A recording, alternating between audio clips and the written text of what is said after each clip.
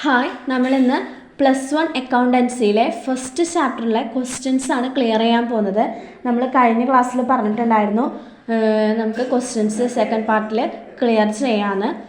First പാർട്ടിൽ നമ്മൾ ഈ ചാപ്റ്ററിലെ തിയറി ക്ലിയർ ആക്കിയിട്ട് ഇട്ടിട്ടുണ്ട്. അപ്പോൾ കാണാത്തവരുണ്ടെങ്കിൽ അത് ചെന്നൊന്ന് കാണുക. നമുക്ക് ക്വസ്റ്റ്യൻ നോക്കാം. ഫസ്റ്റ് ക്വസ്റ്റ്യൻ ഞാനിവിടെ കൊടുക്കുന്നുണ്ട്. The trial balance of Mrs. Arathi as on 31st March 2012 is given below. Prepare the final accounts. അപ്പോൾ നമുക്ക് മിസ്സിസ് ആരതിയുടെ ഒരു ട്രയൽ ബാലൻസ് തന്നിട്ടുണ്ട്. ട്രയൽ ബാലൻസ് നമുക്കറിയാം ഡെബിറ്റ് സൈഡും ആൻഡ് ക്രെഡിറ്റ് സൈഡും ഉണ്ടായിരിക്കും. അത് ഈക്വൽ ആയിരിക്കും. ഇങ്ങനൊരു ക്വസ്റ്റ്യൻ വന്നാൽ അഡ്ജസ്റ്റ്മെൻറ്റ് ഉണ്ടോയെന്ന് നമ്മൾ നോക്കണം. എത്ര അഡ്ജസ്റ്റ്മെൻറ്റ് ഉണ്ടോയെന്ന് ക്ലിയർ ആക്കണം. ചിലവർ അഡ്ജസ്റ്റ്മെൻ്റ് ഒന്നും ഇല്ലയെന്ന് വിചാരിച്ചിട്ട് വേഗം ആ തന്നിരിക്കുന്ന ട്രയൽ ബാലൻസ് മാത്രം വായിച്ചിട്ട് വേഗം ക്വസ്റ്റ്യനൊക്കെ ക്ലിയർ ചെയ്ത് പോവും. അങ്ങനെയൊന്നും ചെയ്യരുത്. അഡ്ജസ്റ്റ്മെൻ്റ് ഉണ്ടോ എന്ന് നമ്മൾ എന്തായാലും ചെക്ക് ചെയ്യണം. നമ്മൾ ക്വസ്റ്റ്യൻ വായിച്ചു കഴിഞ്ഞാൽ ആദ്യം നമ്മൾ ചെയ്യേണ്ടത് പിന്നെന്താ, ഓരോ ഐറ്റംസും ട്രയൽ ബാലൻസിൽ തന്നിട്ടുള്ള ഓരോ ഐറ്റംസും ഒരെണ്ണത്തിലേക്കേ നമ്മൾ എഴുതുള്ളൂ. ഒന്നല്ലെങ്കിൽ ബാലൻസ് ഷീറ്റിലേക്കോ അല്ലെങ്കിൽ ട്രേഡിംഗ് ആൻഡ് P&L അക്കൗണ്ടിലേക്കോ. അത് നമ്മൾ ശ്രദ്ധിക്കാം. പിന്നെ അഡ്ജസ്റ്റ്മെൻറ്റ്സ് ആണ്. അത് നമ്മൾ എന്ത് ചെയ്യും, രണ്ടിലേക്കും എഴുതും. അഡ്ജസ്റ്റ്മെൻറ്റ്സ് മാത്രമാണ് രണ്ടിലേക്ക് എഴുതുക. അപ്പോൾ ക്ലിയർ ആയെന്ന് വിചാരിക്കുന്നു. നമുക്ക് ട്രയൽ ബാലൻസിൽ തന്നിട്ടുള്ള ഓരോ ഐറ്റംസും ഒരെണ്ണത്തിലേക്ക് നമ്മൾ എഴുതുള്ളൂ. ഒന്നാമത്തത് ബാലൻസ് ഷീറ്റിലേക്കോ അല്ലെങ്കിൽ ട്രേഡിംഗ് ആൻഡ് P&L അക്കൗണ്ടിലേക്കോ. അഡ്ജസ്റ്റ്മെൻറ്റ്സ് മാത്രമാണ് നമ്മൾ എന്ത് ചെയ്യുള്ളൂ, രണ്ടിലേക്കും എഴുതുള്ളൂ. അപ്പോൾ നമുക്കിനി ക്വസ്റ്റ്യൻ നോക്കാം. ക്വസ്റ്റ്യനിലെ ഫസ്റ്റ് ഐറ്റം തന്നിട്ടുള്ളത് ക്യാപിറ്റൽ അക്കൗണ്ട് ആണ്, 15,000 രൂപ. അപ്പോൾ ക്യാപിറ്റൽ അക്കൗണ്ട് ഏതിലാണ് വരിക, ബാലൻസ് ഷീറ്റിലാണ് വരിക. അതുപോലെ തന്നെ രണ്ടാമത്തെ ഐറ്റം സെയിൽസ് ആണ്, ട്രേഡിൽ വരും. ഡ്രോയിങ്സ് ബാലൻസ് ഷീറ്റിൽ വരും. പർച്ചേസ് ട്രേഡിൽ വരും. ഓപ്പണിംഗ് സ്റ്റോക്ക് അതുപോലെ തന്നെ ട്രേഡിൽ വരും. പിന്നെ സൺഡ്രി ക്രെഡിറ്റേഴ്സ് ബാലൻസ് ഷീറ്റിൽ, റെൻറ്റ് P&L അക്കൗണ്ടിൽ, ഡിസ്കൗണ്ട് P&L അക്കൗണ്ടിൽ, ഫർണിച്ചർ ബാലൻസ് ഷീറ്റിൽ, മെഷീനറി ബാലൻസ് ഷീറ്റിൽ, ട്രാവലിംഗ് എക്സ്പെൻസ് P&L അക്കൗണ്ടിൽ, ബാഡ് ഡെപ്റ്റ് ഉണ്ട് അത് P&L അക്കൗണ്ടിൽ, ഡെപ്റ്റേഴ്സ് ഉണ്ട് അത് ബാലൻസ് ഷീറ്റിൽ, റിട്ടേൺസ് ഉണ്ട് ട്രേഡ് അക്കൗണ്ടിൽ. റിട്ടേൺസിൻ്റെ കാര്യത്തിൽ നമ്മളൊന്ന് ശ്രദ്ധിക്കുക. റിട്ടേൺസിൻ്റെ കാര്യത്തിൽ ഇവിടെ നമുക്ക് രണ്ട് എമൗണ്ട് തന്നിട്ടുണ്ട്. ഏതാണ്, 300 രൂപയും 600 രൂപയും. ഡെപ്റ്റേഴ്സിലും തന്നിട്ടുണ്ട്, ക്രെഡിറ്റേഴ്സിലും തന്നിട്ടുണ്ട്. നമുക്ക് സാധാരണ റിട്ടേൺസ് തരിക. റിട്ടേൺസ് നമുക്ക് സാധാരണ എങ്ങനെയാണ് തരിക, സെയിൽസ് റിട്ടേണും പർച്ചേസ് റിട്ടേണും ആണ് തരാറ്. ഇവിടെ നമുക്ക് റിട്ടേൺസ് മാത്രം തന്നിട്ടുള്ളൂ. അപ്പോൾ ക്രെഡിറ്റ്സിലോ ഡെബിറ്റ്സിലോ നമുക്ക് എമൗണ്ട് തന്നിട്ടുള്ളതുകൊണ്ട് പർച്ചേസ് എപ്പോഴും എവിടെയാണ് വരിക, ഡെബിറ്റ് സൈഡിലാണ് ബാലൻസ് വരിക. അതുപോലെ സെയിൽസ് എപ്പോഴും ക്രെഡിറ്റ് ബാലൻസിലായിരിക്കും വരിക. അപ്പോൾ നമ്മൾ അതൊന്ന് ക്ലിയർ ആയിട്ട് ചെയ്യണം. അതുപോലെ തന്നെ കാരേജിങ് ഇൻഹവേർഡ് ഉണ്ട് അത് ട്രേഡിംഗ് അക്കൗണ്ടിൽ, വേജസ് ഉണ്ട് ട്രേഡിംഗ് അക്കൗണ്ടിൽ, സാലറീസ് ഉണ്ട് P&L അക്കൗണ്ടിൽ, ഇൻട്രസ്റ്റ് ഉണ്ട് P&L അക്കൗണ്ടിൽ. അതുപോലെ തന്നെ കാരേജിങ് ഔട്ട്വേർഡ് ഉണ്ട് P&L അക്കൗണ്ടിൽ, ഇൻഷുറൻസ് ഉണ്ട് P&L അക്കൗണ്ടിൽ, ബാങ്ക് ലോൺ ഉണ്ട് ബാലൻസ് ഷീറ്റിൽ, ക്യാഷ് ഇൻ ഹാൻഡ് ഉണ്ട് ബാലൻസ് ഷീറ്റിൽ. അങ്ങനെ നമ്മുടെ ഈ ഒരു എന്താ പറയുക ടേബിൾ കഴിഞ്ഞു. ഇനി നമ്മൾ അഡ്ജസ്റ്റ്മെൻ്റ് ആണ്. അതിന് താഴെ തന്നെ നമുക്കൊരു 4 അഡ്ജസ്റ്റ്മെൻറ്റുകൾ തന്നിട്ടുണ്ട്. എന്തായാലും അഡ്ജസ്റ്റ്മെൻറ്റുകൾ നിങ്ങൾ നോക്കണം, എല്ലാ ക്വസ്റ്റ്യൻസിനും വായിച്ച് നോക്കണം. അഡ്ജസ്റ്റ്മെൻറ്റ് നോക്കാം. First one, closing stock was valued at ₹9,000 രൂപയാണ് പറഞ്ഞിട്ടുള്ളത് ക്ലോസിംഗ് സ്റ്റോക്കിൽ. അപ്പോൾ ക്ലോസിംഗ് സ്റ്റോക്ക് P&L അക്കൗണ്ടിന് പകരം ട്രേഡിങ്ങിൽ എഴുതാണ് ചെയ്യുക. അതുപോലെ തന്നെ ക്ലോസിംഗ് സ്റ്റോക്ക് നമ്മുടെ ട്രേഡിങ്ങിൽ ക്രെഡിറ്റ് സൈഡിലാണ് എഴുതുക. ക്ലോസിംഗ് സ്റ്റോക്ക് നമ്മുടെ ബാലൻസ് ഷീറ്റിലേക്ക് വരുമ്പോഴോ അവിടെ അസറ്റ് സൈഡിലും എഴുതും. ഓക്കെ. പിന്നെ ഇൻഷുറൻസ് ആണ്. ഇൻഷുറൻസ് പ്രീപെയ്ഡ് ₹100 ആണ് പറഞ്ഞിട്ടുള്ളത്. ഇൻഷുറൻസ് നമ്മൾ മുൻകൂട്ടി അടച്ചു എന്നാണ് അവിടെ പറഞ്ഞിട്ടുള്ളത്. പ്രീപെയ്ഡ് ആണ്, നമ്മളവിടെ മുൻകൂട്ടി അടച്ചു.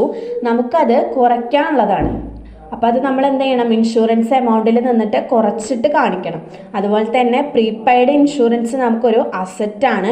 അത് അസറ്റ് സൈഡിലും കൂടി നമ്മൾ എന്ത് ചെയ്യണം, കാണിക്കണം ബാലൻസ് ഷീറ്റിൽ. ഓക്കെ. ഇനി ഔട്ട്സ്റ്റാൻഡിങ് ആണ്. 700 rupees ആണ് വേജസ് ഔട്ട്സ്റ്റാൻഡിങ് തന്നിട്ടുള്ളത്. നമുക്ക് എപ്പോഴും ഉള്ളത് വേജസ് ആണ്. വേജസിൻ്റെ കൂടെ അത് ആഡ് ചെയ്യാണ് നമ്മൾ എന്ത് ചെയ്യുക, എമൗണ്ട് ആഡ് ചെയ്യാണ് എപ്പോഴും ചെയ്യുക. ഒപ്പം തന്നെ നമ്മൾ ബാലൻസ് ഷീറ്റിൽ നമ്മുടെ ലയബിലിറ്റി സൈഡിൽ ഔട്ട്സ്റ്റാൻഡിങ് വേജസ് എന്ന് പറഞ്ഞിട്ട് നമ്മൾ എഴുതുകയും ചെയ്യും. ഇനി നാലാമത്തത് depreciation machinery and furniture by 10% ആണ്. എക്സ്ട്രാ ചിലവാണ്. അത് നമ്മൾ P&L അക്കൗണ്ട് കാണിക്കുകയും വേണം. ഒപ്പം നമ്മൾ എന്ത് ചെയ്യണം, ബാലൻസ് ഷീറ്റിലും കാണിക്കണം. നമ്മുടെ അതാത് അസറ്റിൽ നിന്ന് ആ എമൗണ്ട് കുറയ്ക്കണം. ഓക്കെ, ക്ലിയർ ആയില്ലേ? അപ്പോൾ നമ്മൾ ക്ലോസിംഗ് സ്റ്റോക്കിൻ്റെ കാര്യം പറഞ്ഞു. അതുപോലെ തന്നെ ഇൻഷുറൻസ് പ്രീപെയ്ഡ് അടച്ചതാണ്, അപ്പോൾ അത് ആ എമൗണ്ടിൽ നിന്ന് കുറയ്ക്കണം. അതുപോലെ വേജസ് നമ്മൾ എന്ത് ചെയ്യണം, ആഡ് ചെയ്യണം. ഔട്ട്സ്റ്റാൻഡിങ് ആണ്, അപ്പോൾ നമ്മൾ വേജസ് ആഡ് ചെയ്യണം. ഡിപ്രീസിയേഷൻ 2 മെഷീനറിയും ഫർണിച്ചറിൻ്റെ മുകളിൽ നമ്മൾ 10% തന്നിട്ടുണ്ട് നമുക്ക് ഡിപ്രീസിയേഷൻ. അപ്പോൾ ആ 10% നമ്മൾ P&L അക്കൗണ്ടിലും കാണണം. ഒപ്പം എന്ത് ചെയ്യണം, ബാലൻസ് ഷീറ്റിലും നമ്മൾ ആ എമൗണ്ട് അസറ്റ് സൈഡിൽ എഴുതണം. അപ്പോൾ നമുക്ക് ആൻസർ ചെയ്യാൻ തുടങ്ങാം. നമ്മൾ ഫസ്റ്റത്തെ സ്റ്റേറ്റ്മെൻറ്റ് ഏതാ വരയ്ക്കുക, ട്രേഡിംഗ് ആൻഡ് P&L അക്കൗണ്ടാണ്. ഹെഡിങ്ങിൽ അവരുടെ പേര് വെക്കാൻ മറക്കരുത്. Trading and P&L account of Mrs Sarathi for the year end 31/3/2012 ഇങ്ങനെ തന്നെ എഴുതണം കേട്ടോ, എഴുതാൻ മറക്കരുത്. ഇപ്പുറത്തത് ഡെബിറ്റ് സൈഡാണ്, ഇപ്പുറത്തത് ക്രെഡിറ്റ് സൈഡാണ്. നിങ്ങൾക്ക് ഫോർമാറ്റ് അറിയാം. പർട്ടിക്കുലർ എമൗണ്ട് ആണ്. ഞാൻ നിങ്ങൾക്ക് വേണമെങ്കിൽ എന്താ പറയുക 2 ഇൻസിഡൻറ്റ് കോളം വരച്ചാൽ മതി കേട്ടോ. ഞാൻ ഓപ്ഷണലായിട്ട് നിങ്ങൾക്ക് എളുപ്പത്തിൽ മനസ്സിലാവാൻ വേണ്ടിയിട്ടാണ് വരച്ചത്. നിങ്ങൾ കൂടിക്കലർത്തിയിട്ട് നിങ്ങൾക്ക് ഡൗട്ട് അടിപ്പിക്കേണ്ടെന്ന് കരുതിയിട്ടാണ്. അപ്പോൾ ഫസ്റ്റ് വേണം നമ്മൾ ഡെബിറ്റ് സൈഡിൽ എന്ത് എഴുതാം, ഓപ്പണിംഗ് സ്റ്റോക്കാണ്. 2 എഴുതണം. 2 എഴുതിയിട്ടാണ് ഓപ്പണിംഗ് സ്റ്റോക്ക് എന്ന് എഴുതാം. അപ്പോൾ first one opening stock. Adjustment ഉണ്ടോ എന്ന് ക്വസ്റ്റ്യനിൽ നമ്മൾ നോക്കുക. അഡ്ജസ്റ്റ്മെൻ്റ് ഒന്നും ഇല്ലാത്തത് കൊണ്ട് നമ്മൾ നേരിട്ടിട്ട് എമൗണ്ട് 6,700 rupees നമ്മൾ എന്ത് ചെയ്യാണ്, ഔട്ടർ കോളത്തിലേക്ക് എഴുതാണ് ചെയ്യുന്നത്. രണ്ടാമത്തേത് ഏതാ വരിക, പർച്ചേസ് ആണ് വരിക. പർച്ചേസിൽ നമുക്ക് എന്തെങ്കിലും ഒരു റിട്ടേൺസ് ഉണ്ടാവും, പർച്ചേസ് റിട്ടേൺ എന്തായാലും ഉണ്ടാവും. അപ്പോൾ നമ്മൾ നോക്കുക അഡ്ജസ്റ്റ്മെൻറ്റുകൾ ഉണ്ടോ നോക്കുക. അഡ്ജസ്റ്റ്മെൻറ്റിൽ കാണുന്നില്ല. അപ്പോൾ റിട്ടേൺസ് നോക്കുക. റിട്ടേൺസ് ഉണ്ട്. അപ്പോൾ നമ്മൾ എന്ത് ചെയ്യണം, റിട്ടേൺസ് ലെസ് ചെയ്യണം. അപ്പോൾ അവിടെ പർച്ചേസിന് എഴുതിയിട്ട് ഇന്നർ കോളത്തിൽ എന്ത് ചെയ്യുക, പർച്ചേസിൻ്റെ എമൗണ്ട് നമ്മൾ 21,000 rupees എഴുതാം. എന്നിട്ട് ലെസ് റിട്ടേൺസ് എന്ന് പറഞ്ഞിട്ട് റിട്ടേൺസിൻ്റെ പൈസ എഴുതുക. എവിടുത്തെ ഏത് എമൗണ്ട് എഴുതുക, ക്രെഡിറ്റ് സൈഡിലത്തെ എമൗണ്ട് ആണ്. 600 rupees ആണ് നമ്മൾ എഴുതുക. അത് രണ്ടും കൂടിയിട്ട് കുറച്ചിട്ടുള്ള എമൗണ്ട് ആണ് നമ്മൾ ഔട്ടർ കോളത്തിലേക്ക് എഴുതുക. 20,400 രൂപ നമുക്ക് കിട്ടുന്നത് എങ്ങനെയാണ്, പർച്ചേസ് എമൗണ്ടിൽ നിന്ന് റിട്ടേൺസ് ആയ പർച്ചേസ് റിട്ടേൺസിൻ്റെ എമൗണ്ട് കുറച്ചിട്ട് നമ്മൾ ഔട്ടർ കോളത്തിലേക്ക് എഴുതാണ് ചെയ്യുന്നത്. ഇനി നമുക്ക് ഇപ്പുറത്ത് ക്രെഡിറ്റ് സൈഡിലാണ് എഴുതേണ്ടത്. ക്രെഡിറ്റ് സൈഡിൽ സെയിൽസ് എഴുതണം. ബൈ സെയിൽസ് എന്ന് പറഞ്ഞിട്ട് എഴുതാം. എന്താണ് എമൗണ്ട്, 27,150 രൂപ വരുന്നുണ്ട്. അത് എന്തെങ്കിലും റിട്ടേൺസോ കാര്യങ്ങളോ ഉണ്ടോ നോക്കുക. റിട്ടേൺസ് ഉണ്ട്, ഒരു 300 രൂപ ഉണ്ട് അവിടെ സെയിൽസ് റിട്ടേൺ. ഡെബിറ്റ് സൈഡിൽ നമുക്ക് ക്വസ്റ്റ്യനിൽ തന്നിട്ടുണ്ട്. അപ്പോൾ നമ്മൾ എന്ത് ചെയ്യണം, സെയിൽസിൽ നിന്ന് റിട്ടേൺസ് കുറയ്ക്കണം. അപ്പോൾ അത് കുറച്ചിട്ട് ലെസ് റിട്ടേൺസ് എന്ന് പറഞ്ഞിട്ട് എഴുതിയിട്ട് അവിടെ ഇന്നർ കോളത്തിൽ തന്നെ 300 രൂപ എഴുതാം. 27,150 നിന്ന് 300 രൂപ കുറച്ചിട്ട് നമ്മൾ 26,850 രൂപ എവിടെ എഴുതാം, ഔട്ടർ കോളത്തിലേക്ക് എഴുതാം. നിങ്ങൾ കാൽക്കുലേറ്റർ വെച്ചിട്ട് ചെയ്യുമ്പോൾ നിങ്ങൾക്ക് ഈ എമൗണ്ട് തന്നെ കിട്ടും. നിങ്ങൾ കാൽക്കുലേറ്റർ വെച്ച് തന്നെ ചെയ്യുക കേട്ടോ. ഈ ഫോർമാറ്റ് കാണിച്ചു തരുമ്പോൾ അതുപോലെ തന്നെ ചെയ്യാൻ നിങ്ങൾ ശ്രമിക്കുക. ഇനി ക്ലോസിംഗ് സ്റ്റോക്കാണ് എഴുതേണ്ടത്. ക്ലോസിംഗ് സ്റ്റോക്ക് നമ്മൾ ക്രെഡിറ്റ് സൈഡിൽ തന്നെ ഔട്ടർ കോളത്തിലേക്ക് നേരിട്ട് എമൗണ്ട് എഴുതി. ഇത്രയും ചെയ്ത് കഴിഞ്ഞിട്ടുണ്ടെങ്കിൽ നമ്മുടെ ഓപ്പണിംഗ് സ്റ്റോക്കും ക്ലോസിംഗ് സ്റ്റോക്കും കഴിഞ്ഞു. ഇനി നമുക്ക് നേരിട്ടിട്ട് എക്സ്പെൻസുകളാണ് എഴുതേണ്ടത്. നമുക്ക് കൂടുതലും ഡയറക്റ്റ് എക്സ്പെൻസുകളാണ് വരാറ്, കൂടുതൽ ഇൻകംസ് ഒന്നും അങ്ങനെ വരാറില്ല. അപ്പോൾ നമുക്ക് നേരിട്ടിട്ട് എന്താണ് എക്സ്പെൻസുകൾ എഴുതിയിട്ട് തുടങ്ങാം. അപ്പോൾ ഫസ്റ്റ് വൺ എന്താണ് നമ്മൾ എഴുതേണ്ടത്, ക്യാരിയിങ് ഇൻവേർഡ് എഴുതണം. ക്യാരിയിങ് ഇൻവേർഡ് ഉണ്ട്. അപ്പോൾ നമ്മൾ എത്രയാണ് എമൗണ്ട് ക്യാരിയിങ് ഇൻവേർഡിൻ്റെ 400 രൂപ. 400 രൂപ ഉണ്ട് അവിടെ. അപ്പോൾ 400 രൂപ നമ്മൾ നേരിട്ട് ഒരു അഡ്ജസ്റ്റ്മെൻറ്റും കാര്യങ്ങളൊന്നും ഇല്ലാത്തതുകൊണ്ട് നേരിട്ട് ഔട്ടർ കോളത്തിലേക്ക് എഴുതി 400 രൂപ. രണ്ടാമത്തത് വേജസ് ആണ്. വേജസ് നോക്കി നോക്ക്. അപ്പോൾ അവിടെ ഒരു അഡ്ജസ്റ്റ്മെൻറ്റ് നമുക്ക് തരുന്നുണ്ട്. എന്ത്, ഔട്ട്സ്റ്റാൻഡിങ് എന്ന് പറഞ്ഞിട്ട് നമുക്കൊരു അഡ്ജസ്റ്റ്മെൻറ്റ് അവിടെ ഉണ്ട്. അപ്പോൾ അതെന്ത് ചെയ്യണം, 650 രൂപ വേജസിൻ്റെ നമ്മൾ ഇന്നർ കോളത്തിൽ എഴുതണം. ഇന്നർ കോളത്തിൽ നിന്ന് ആഡ് ചെയ്യണം എന്ത് വേജസിൻ്റെ എമൗണ്ട് നമ്മൾ ആഡ് ചെയ്തിട്ട് വേണം എന്ത് ചെയ്യാൻ ഔട്ടർ കോളത്തിലേക്ക് എഴുതാൻ. അപ്പോൾ ഔട്ട്സ്റ്റാൻഡിങ്ങിൻ്റെ എമൗണ്ട് 700 രൂപ ഉണ്ട്. അപ്പോൾ ആ 2 എമൗണ്ടും കൂടി ആഡ് ചെയ്തിട്ട് വേജസിൻ്റെ കൂടെ ഔട്ട്സ്റ്റാൻഡിങ്ങിൻ്റെ എമൗണ്ട് ആഡ് ചെയ്തിട്ട് നമ്മൾ ഔട്ടർ കോളത്തിലേക്ക് 1350 രൂപ നമ്മൾ എന്ത് ചെയ്യണം, എഴുതണം. ഓക്കെ അല്ലേ? അങ്ങനെ ചെയ്ത് ഇനി നോക്കുമ്പോൾ വേറെ കാര്യങ്ങളൊന്നും അവിടെ വരുന്നില്ല. ബാക്കി എല്ലാ കാര്യങ്ങളും നമ്മൾ ഡയറക്റ്റ് എക്സ്പെൻസുകളൊക്കെ നമ്മൾ എഴുതി. ഇനി ബാക്കി കാര്യങ്ങളൊന്നും അവിടെ വരുന്നില്ല. അപ്പം നമ്മൾ എന്താ ചെയ്യുക, കാൽക്കുലേറ്റ് ചെയ്യാം. കാൽക്കുലേറ്റ് ചെയ്തിട്ട് ഏറ്റവും കൂടുതൽ എമൗണ്ട് ഏത് കോളത്തിലാണ് കിട്ടുന്നത് നോക്കാം. എപ്പോഴും ക്രെഡിറ്റ് സൈഡിലേക്ക് തന്നെ ആയിരിക്കും കൂടുതൽ എമൗണ്ട് വരിക. കൂടുതൽ വരുന്ന എമൗണ്ട് നമ്മൾ എന്ത് ചെയ്യണം, 2 സൈഡിലും എഴുതിയിട്ട് കൂടുതൽ കിട്ടുന്ന എമൗണ്ടിൽ നിന്ന് കുറച്ച് കിട്ടുന്ന എമൗണ്ട് എന്ത് ചെയ്യണം, ലെസ് ചെയ്യണം. അപ്പോൾ നമ്മളിവിടെ കാൽക്കുലേറ്റ് ചെയ്യുമ്പോൾ നമുക്ക് ക്രെഡിറ്റ് സൈഡിൽ തന്നെയാണ് വരിക, 35,850 രൂപ വരും. നിങ്ങൾ കാൽക്കുലേറ്റർ വെച്ചിട്ട് ചെയ്ത് നോക്കാം. അപ്പോൾ ആ എമൗണ്ട് നമ്മൾ 2 സൈഡിലും എഴുതി. ഇനി ഈ 2 സൈഡിൽ എഴുതിയിട്ടുള്ള ഈ 35,750 രൂപയിൽ നിന്ന് നമുക്ക് ഈ ഡെബിറ്റ് സൈഡ് മാത്രം കൂട്ടിയിട്ട് കിട്ടുന്ന എമൗണ്ട് ഇല്ലേ, അത് കുറച്ച് നോക്കാം. അത് കുറച്ച് നോക്കുമ്പോൾ നമുക്ക് എത്ര കിട്ടുന്നത്, 7,000 രൂപയാണ് കിട്ടുന്നത്. അത് നമ്മൾ ഡെബിറ്റ് സൈഡിൽ എഴുതുക. എന്ത് പറഞ്ഞിട്ട്, ഗ്രോസ് പ്രോഫിറ്റ് എന്ന് പറഞ്ഞിട്ട് നമ്മൾ എഴുതണം. 7,000 രൂപ നമുക്ക് കിട്ടിയിട്ടുണ്ട്. അത് നമ്മൾ ട്രേഡിംഗ് അക്കൗണ്ട് എന്തിനാ നമ്മൾ ക്രിയേറ്റ് ചെയ്തിട്ടുള്ളത്, ഗ്രോസ് പ്രോഫിറ്റ് ആണോ ഗ്രോസ് ലോസ് ആണോ എന്നറിയാൻ വേണ്ടിയിട്ട് നമ്മൾ ഈ ട്രേഡിംഗ് അക്കൗണ്ട് ക്രിയേറ്റ് ചെയ്തിട്ടുള്ളത്. അപ്പോൾ ഈ 7,000 രൂപ നമ്മൾ എന്ത് ചെയ്യണം, ട്രാൻസ്ഫർ ചെയ്യേണ്ടതാണ്. അപ്പോൾ P&L അക്കൗണ്ടിൽ ഡെബിറ്റ് സൈഡിൽ എമൗണ്ട് തന്നത് നമ്മൾ എന്ത് ചെയ്യണം, ബ്രോ ഡൗൺ ചെയ്യുന്നതാണ് ക്രെഡിറ്റിൽ.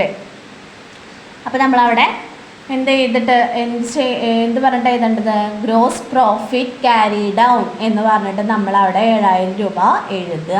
അപ്പോൾ ഈ കിട്ടിയിട്ടുള്ള ഗ്രോസ് പ്രോഫിറ്റ് 7,000 രൂപ നമ്മൾ എവിടേക്ക് ട്രാൻസ്ഫർ ചെയ്യണം, ഗ്രോസ് പ്രോഫിറ്റ് ബ്രോ ഡൗൺ എന്ന് പറഞ്ഞിട്ട് 7,000 രൂപ നമ്മൾ ക്രെഡിറ്റ് സൈഡിലേക്ക് ട്രാൻസ്ഫർ ചെയ്യണം.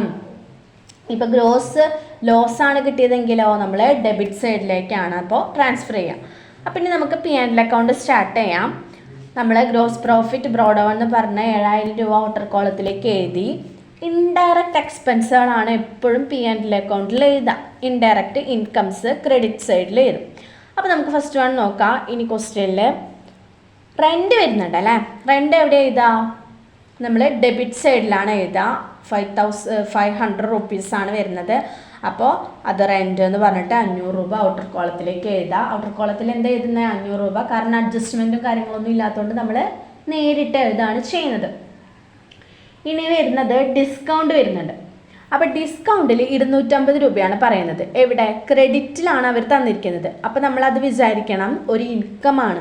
അപ്പോൾ നമ്മൾ എവിടെ എഴുതുക, അവിടെ നമ്മുടെ ഡെബിറ്റ് സൈഡിലാണെങ്കിൽ എക്സ്പെൻസും ക്രെഡിറ്റ് സൈഡിലാണ് തന്നിരിക്കുന്നത് ഈക്വമാണ്. അപ്പോൾ നമ്മൾ എവിടെ എഴുതണം, ക്രെഡിറ്റ് സൈഡിലേക്ക് ഡിസ്കൗണ്ട് എന്ന് പറഞ്ഞിട്ട് 250 രൂപ ഔട്ടർ കോളത്തിലേക്ക് എഴുതണം. ഇനി നമ്മൾ നോക്കുക, ട്രാവലിംഗ് എക്സ്പെൻസ് ഉണ്ട്. അത് നേരെ അഡ്ജസ്റ്റ്മെൻറ്റുകളൊന്നും ഇല്ല. അപ്പോൾ ട്രാവലിംഗ് എക്സ്പെൻസ് എന്ന് പറഞ്ഞിട്ട് 300 രൂപ നേരെ എടുത്ത് എഴുതുക. പിന്നെ നോക്കുമ്പോൾ നമുക്ക് ബാഡ് ഡെപ്റ്റ് വരുന്നുണ്ട്. ബാഡ് ഡെപ്റ്റ് അഡ്ജസ്റ്റ്മെൻറ്റുകളൊന്നും ഇല്ല. അപ്പോൾ നമ്മൾ നേരെ 620 രൂപ എടുത്ത് എഴുതുക. സാലറീസിനും അതുപോലെ തന്നെ അഡ്ജസ്റ്റ്മെൻറ്റുകളൊന്നും ഇല്ല. അപ്പോൾ എമൗണ്ട് നേരെ ഔട്ടർ കോളത്തിലേക്ക് എഴുതാം. അതുപോലെ തന്നെ ഇൻട്രസ്റ്റ് വരുന്നുണ്ട്, ഒരു അഡ്ജസ്റ്റ്മെൻറ്റുകളും വരുന്നില്ല. നേരെ ഔട്ടർ കോളത്തിലേക്ക് എമൗണ്ട് എടുത്ത് എഴുതാം. ഇനി ക്യാരേജ് ഔട്ട്വേർഡ് ആണ് വരുന്നത്. അതിനും നമ്മൾ ഈ പറയുന്ന പോലെ അഡ്ജസ്റ്റ്മെൻറ്റുകളൊന്നുമില്ല. എമൗണ്ട് എടുത്തിട്ട് എഴുതുക. ഇനി ഇൻഷുറൻസ് നമുക്ക് എന്ത് വരുന്നുണ്ട്, അഡ്ജസ്റ്റ്മെൻറ്റ് വരുന്നുണ്ട്. അപ്പോൾ നമ്മൾ എന്ത് ചെയ്യണം, പ്രീപെയ്ഡ് നമ്മളോട് പറഞ്ഞിട്ടുണ്ട് പ്രീപെയ്ഡ് ആണ്. അപ്പോൾ നമുക്ക് തന്നിട്ടുള്ള എമൗണ്ട് ആണ് ആ 100 രൂപ. അപ്പോൾ നമ്മൾ ഇൻഷുറൻസ് എമൗണ്ടിൽ നിന്ന് തന്നിരിക്കുന്ന ആ 100 രൂപ കുറച്ചിട്ട് വേണം എവിടെ എഴുതാൻ, ഔട്ടർ കോളത്തിലേക്ക് എഴുതാൻ. അപ്പോൾ നമ്മൾ ഇൻഷുറൻസ് എന്ന് എഴുതിയിട്ട് ഇന്നർ കോളത്തിൽ ഇൻഷുറൻസിൻ്റെ എമൗണ്ട് എഴുതാം. ലെസ് പ്രീപെയ്ഡ് എന്ന് പറഞ്ഞിട്ട് നമുക്ക് തന്നിരിക്കുന്ന ആ 100 രൂപ ഇവിടെ എഴുതണം, ഇന്നർ കോളത്തിൽ തന്നെ എഴുതി. ഇൻഷുറൻസിൻ്റെ എമൗണ്ടിൽ നിന്ന് പ്രീപെയ്ഡിൻ്റെ എമൗണ്ട് കുറച്ചിട്ട് നമ്മൾ എന്ത് ചെയ്യണം, ഔട്ടർ കോളം. ഇത്രയും നമ്മൾ എഴുതി കഴിഞ്ഞാൽ നമ്മൾ വിചാരിക്കും ട്രയൽ ബാലൻസ് എല്ലാം അത് നമ്മൾ എഴുതി കഴിഞ്ഞു, ഇത് നമുക്ക് ടാലി ചെയ്യാം. അങ്ങനെ വിചാരിക്കുകയേ ചെയ്യരുത്. കാരണം ഞാൻ ആദ്യം പറഞ്ഞു അഡ്ജസ്റ്റ്മെൻ്റ് ഉണ്ട്, അത് രണ്ടിലും നമ്മൾ P&L-ലും ബാലൻസ് ഷീറ്റിലും നമ്മൾ എഴുതേണ്ട കാര്യമാണ്. അപ്പോൾ എല്ലാവരും ബാലൻസ് ഷീറ്റിലേക്ക് പോയിട്ട് എഴുതും, P&L എഴുതാൻ പലരും മറക്കും. അതുകൊണ്ട് നമ്മൾ P&L-ലും എഴുതണം. അപ്പോൾ ക്വസ്റ്റ്യൻ ഒന്നും കൂടി ശ്രദ്ധിച്ചിട്ട് ഡിപ്രീസിയേഷൻ ഉണ്ടെങ്കിൽ ഡിപ്രീസിയേഷൻ എന്ന് എഴുതാം. നമുക്ക് ഡിപ്രീസിയേഷൻ 2 എണ്ണം തന്നിട്ടുണ്ട്. മെഷീനറീൻ്റെ മുകളിലും 10% കാണാം, ഫർണിച്ചറിൻ്റെ മുകളിലും 10% കാണും. അപ്പോൾ ഡിപ്രീസിയേഷൻ എഴുതിയിട്ട് ഫസ്റ്റ് മെഷീനറി എത്രയാ, 10,000 രൂപ. 10,000 രൂപ എവിടെയാണ് നമുക്ക് തന്നിട്ടുള്ളത്? മെഷീനറിയുടെ മുകളിൽ 10% നമ്മൾ കാണണം. അപ്പോൾ 10,000 × 10 ഡിവൈഡഡ് ബൈ 100 ചെയ്യുക. അപ്പോൾ നമുക്ക് എത്ര ആൻസർ കിട്ടുക? 1000 രൂപ കിട്ടും. ആ 1000 രൂപയാണ് നമ്മൾ ഇന്നർ കോളത്തിൽ എഴുതേണ്ടത്. നമുക്ക് 1000 രൂപ കിട്ടി, ഔട്ടർ കോളത്തിൽ എഴുതരുത്, ഇന്നർ കോളത്തിൽ എഴുതാം. ഇനി രണ്ടാമത്തതുണ്ട് എന്ത്, ഫർണിച്ചർ. ഫർണിച്ചറിൻ്റെ മുകളിലും നമുക്ക് 10% കാണും. അങ്ങനെ നമ്മൾ 10% കാണുമ്പോൾ എന്ത് കിട്ടും? 90 രൂപ കിട്ടും. അതും നമ്മൾ ഇന്നർ കോളത്തിൽ എഴുതാം. അപ്പോൾ ഈ 1000, 90 ഈ 2 എമൗണ്ടും ആഡ് ചെയ്തിട്ട് വേണം ഔട്ടർ കോളത്തിലേക്ക് എഴുതാൻ. അപ്പോൾ നമുക്ക് ആ ആൻസർ കിട്ടും. നേരിട്ടിട്ട് ഔട്ടർ കോളത്തിലേക്ക് എഴുതെടുത്ത് നമ്മൾ ഫസ്റ്റ് മെഷീനറീൻ്റെ മുകളിൽ 10% കണ്ടിട്ടുള്ള 1000 രൂപ അവിടെ എഴുതി ഇന്നർ കോളത്തിൽ. ഫർണിച്ചറിൻ്റെ മുകളിൽ ഇത്രയും എഴുതി കഴിഞ്ഞാൽ നമ്മൾ എന്ത് കഴിഞ്ഞു? P&L അക്കൗണ്ട് കഴിഞ്ഞു. ഇനി നമ്മൾ എന്ത് ചെയ്യണം? ടാലി ചെയ്യണം. നമ്മൾ 2 സൈഡും കൂടിയിട്ട് കൂട്ടുക. അപ്പോൾ നമുക്ക് ഏറ്റവും കൂടുതൽ എവിടെയാണ് കിട്ടുക? ക്രെഡിറ്റ് സൈഡിൽ 7,250 രൂപ കിട്ടുന്നുണ്ട്. ആ 7,250 രൂപ നമ്മൾ 2 സൈഡിലും നമ്മൾ എഴുതുക, ടാലി ചെയ്തിട്ട് എമൗണ്ട് നമ്മൾ എഴുതുക. എന്നിട്ട് നമുക്ക് ഡെബിറ്റ് സൈഡിൽ കുറച്ച് എമൗണ്ട് നിങ്ങൾ കാൽക്കുലേറ്റർ വെച്ച് തന്നെ ചെയ്യുക കേട്ടോ. നമുക്ക് കൂട്ടുമ്പോൾ കുറച്ച് എമൗണ്ട് കിട്ടും. ആ എമൗണ്ട് നമ്മൾ 7,250 രൂപയിൽ നിന്ന് കുറച്ചിട്ട് എവിടെ എഴുതണം? ഡെബിറ്റ് സൈഡിൽ നെറ്റ് പ്രോഫിറ്റ് ബാലൻസിങ് ഫിഗർ എന്ന് പറഞ്ഞിട്ട് നമ്മൾ എഴുതണം. അപ്പോൾ നമ്മുടെ P&L അക്കൗണ്ട് ഇവിടെ കഴിഞ്ഞിട്ടുണ്ട്. നമ്മൾ എല്ലാ കാര്യങ്ങളും ഇതിൽ എൻ്റർ ചെയ്തിട്ടുണ്ട്. എന്നിട്ട് നമ്മൾ ആൻസറും കണ്ടുപിടിച്ചിട്ടുണ്ട്. നെറ്റ് പ്രോഫിറ്റ് നമ്മൾ കണ്ടുപിടിച്ചിട്ടുണ്ട് 860 രൂപ. അപ്പോൾ ഇനി നമുക്ക് ഒരു സ്റ്റേറ്റ്മെൻറ്റ് കൂടി തയ്യാറാക്കണം. എന്നാലാണ് നമ്മുടെ ഈ ക്വസ്റ്റ്യൻ കംപ്ലീറ്റ് ആവുള്ളൂ. നമ്മുടെ the final financial statement of company എന്ന് പറഞ്ഞിട്ട് നമുക്കൊരു എന്ത് തയ്യാറാക്കണം? ബാലൻസ് ഷീറ്റ് നമ്മൾ തയ്യാറാക്കണം. അത് തയ്യാറാക്കിയാൽ മാത്രമാണ് നമ്മൾ എന്ത് കംപ്ലീറ്റ് ആവുള്ളൂ? ഈ ക്വസ്റ്റ്യൻ കംപ്ലീറ്റ് ആവുള്ളൂ. നമ്മുടെ ലയബിലിറ്റി സൈഡ് ഉണ്ടായിരിക്കും, അസറ്റ് സൈഡ് ഉണ്ടായിരിക്കും, എന്തിന്? ബാലൻസ് ഷീറ്റിന്. അപ്പോൾ ആ 2 സൈഡും നമുക്ക് ഈക്വലായിട്ട് കിട്ടണം. ആ ഒരു സ്റ്റേറ്റ്മെൻറ്റ് നമ്മൾ ഈ ഒരു ക്ലാസ്സിൽ പറയുന്നില്ല. അടുത്ത പാർട്ട് 3 ആയിട്ട് നമ്മൾ ഇടുന്നതായിരിക്കും.